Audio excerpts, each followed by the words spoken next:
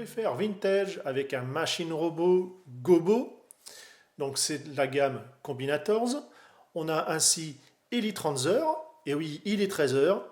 Désolé, petite blague Michel Denisot. Et on va se retrouver avec ainsi une fusion un peu improbable entre un tank et un hélicoptère. Il faut quand même voir qu'il est assez petit. Hein. Si on prend Warpath que je vous ai présenté précédemment, bah, c'est quand même pas la même. Hein. Notre ami est donc armé ici du rotor qu'on va pouvoir enlever. Donc vous pouvez mettre d'une main à l'autre comme vous souhaitez. On a l'articulation au niveau du coude, bien faire attention.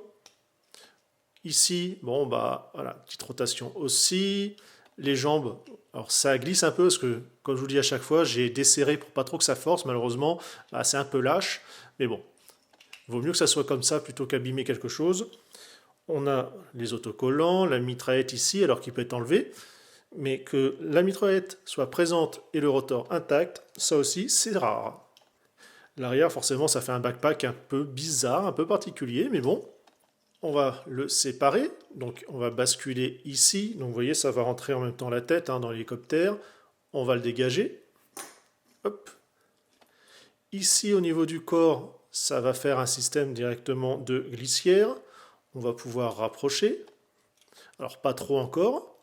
Je vais enlever la mitraillette, parce que sinon, un risque de l'abîmer, ça serait vraiment dommage. On va basculer ici, rentrer une jambe d'abord, puis l'autre. Je vais repositionner tout ça. Avec les années, bon, ça reste un jouet, mais quand même. Voilà. On va mettre directement les chenilles dans le bon sens, c'est quand même mieux. On va tourner. Ainsi, et on va rabattre. Pareil de l'autre côté. Les petits clips pour bien verrouiller. Je vais remettre directement la mini mitraillette avant de l'oublier. Ça serait quand même un petit peu ballot. On voit que c'est une version européenne comme Gobo, puisqu'on a le drapeau anglais. On va basculer le cockpit ici. Donc il y a juste à verrouiller, clac. La queue, on la ramène vers le bas, le petit clip. Le rotor, je vais pouvoir le positionner là-haut. Et donc, ça fonctionne. Derrière aussi. On va ensuite les combiner. Ici, ça va servir de rail. Et il y a juste à le glisser. Voilà, comme cela.